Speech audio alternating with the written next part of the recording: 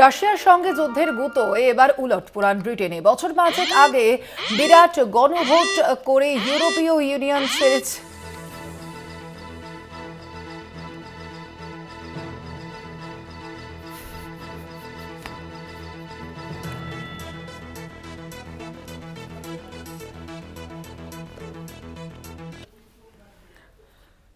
তার বছর দুয়েক পরে শুরু হয়ে যায় ইউরোপের বড় যুদ্ধ, রাশিয়া বনাম ইউক্রেন। আমেরিকা, ব্রিটেন, ইউরোপীয় ইউনিয়নের ২৭ দেশ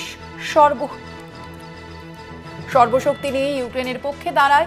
৩ বছর যুদ্ধ চলছে। বর্তমানে ইউক্রেনের অন্তত ৪ ভাগের ১ ভাগ রাশিয়ার দখলে, এবং সেই যুদ্ধে জুঝতে ছেড়ে আসা ইউরোপীয় ইউনিয়নের সঙ্গে আবার মজবুত সম্পর্ক গড়তে চাইছে ব্রিটেনের স্টারমার সরকার। এবং সেখানেই এই প্রশ্ন উঠছে যে বিশ্ব ঠিক কোন দিকে যেতে চলেছে। বর্তমানে ইউক্রেনের অন্তত ৪ ভাগের ১ ভাগ রাশিয়ার দখলে।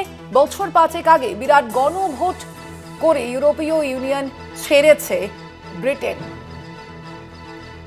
ইউরোপীয় ইউনিয়নের সঙ্গে সম্পর্ক গড়তে চাইছে এবার স্টারমার সরকার। ঠিক এই বিষয় নিয়ে আমরা কথা বলবো। আমাদের সঙ্গে এই মুহূর্তে ফোন লাইনে রয়েছেন কলকাতা টিভির পলিটিক্যাল এডিটর আশিস চট্টোপাধ্যায়। আশিস দা, বিশ্বের যে পরিস্থিতি আমরা দেখতে পাচ্ছি, এই পরিস্থিতিতে কি বিশ্ব কোনোভাবে বিশ্বযুদ্ধের দিকে এগিয়ে চলেছে ক্রমশই, কি মনে করছেন?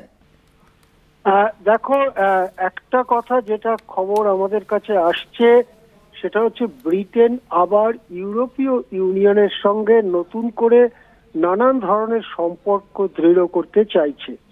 আমাদের মনে পড়বে যে কয়েক বছর আগে যখন ইউরোপীয় ইউনিয়ন গঠিত হয়েছিল, ইউরোপের ২৮টি দেশ নিয়ে ইউরোপীয় ইউনিয়ন গঠিত হয়েছিল, তখন ব্রিটেনের মধ্যে একটা আওয়াজ ওঠে যে ইউরোপীয় ইউনিয়নে আমাদের যুক্ত হওয়ার ফলে আমাদের জাতীয় স্বার্থের ক্ষতি হচ্ছে।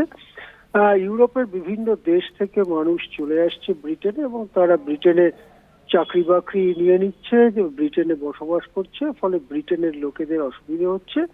এই ধরনের একটা আওয়াজ ওঠে এবং একটা কথা ওঠে যে তাহলে ইউরোপীয় ইউনিয়ন থেকে ব্রিটেন কি বেরিয়ে আসবে।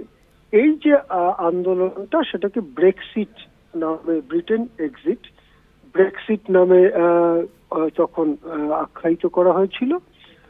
এবং এই বেরিয়ে আসবে কি আসবে না এই নিয়ে নানান তর্ক বিতর্ক চলতে চলতে অবশেষে গণভোট নেওয়া হয়েছিল। ব্রিটেনের সব মানুষকে বলা হয়েছিল আপনারা মত জানান, এবং সেই মত প্রায় সমান সমান, কিন্তু সামান্য বেশি ছিল বেরিয়ে আসার পক্ষে। তার ফলে বেরিয়ে আসার দিকেই ব্রিটেন গিয়েছিল এবং আজ থেকে ৫ বছর আগে সেই বেরিয়ে আসাটা, এক্সিটটা সম্পূর্ণ হয়েছিল।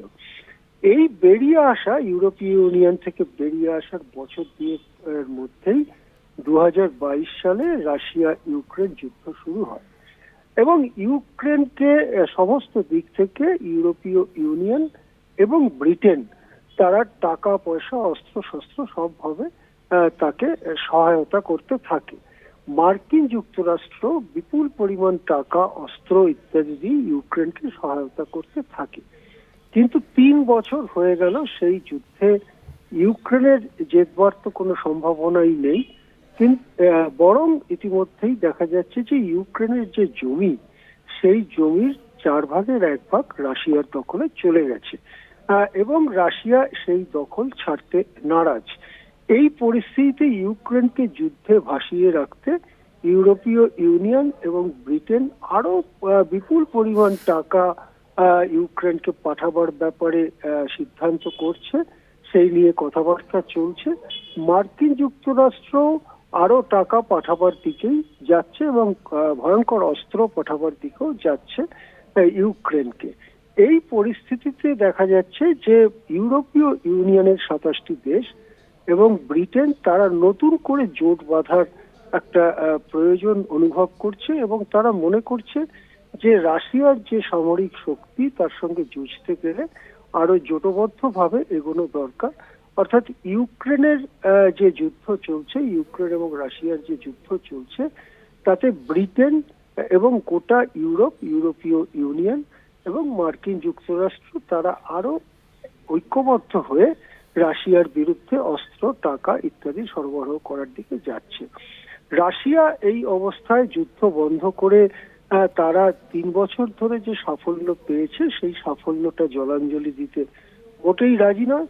আবার ইউক্রেনের জমি রাশিয়ার দখলে ছেড়ে থেকে যাবে, এটাতে ইউক্রেন বা ইউরোপীয় ইউনিয়ন রাজি নয়।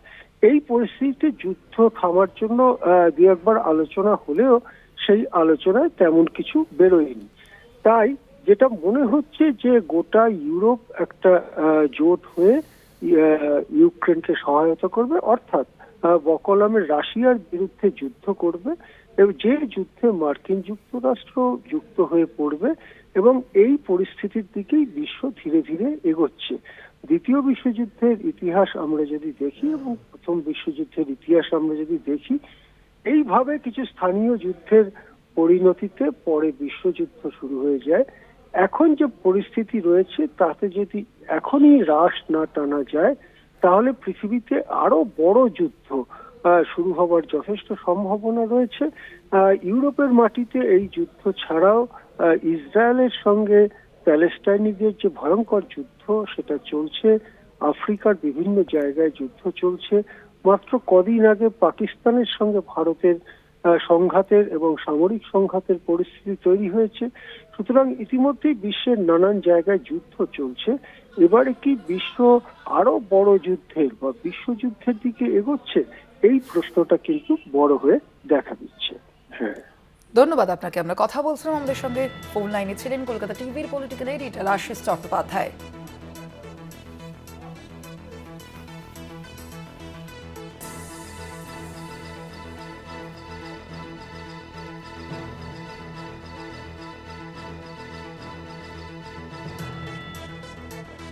বর্তমানের যে পরিস্থিতি বিশ্ব রাজনীতির ক্ষেত্রে, সেখানে একাধিক প্রশ্ন সামনে আসছে। রাশিয়ার সঙ্গে যুদ্ধের গুঁতো এবার উলট পুরাণ ব্রিটেনেও, এবং সেখানেই বিশ্ব রাজনীতি ঠিক কোন দিকে এগোচ্ছে সেই ক্ষেত্রে যথেষ্টই উদ্বেগে রয়েছেন কূটনৈতিক মহল।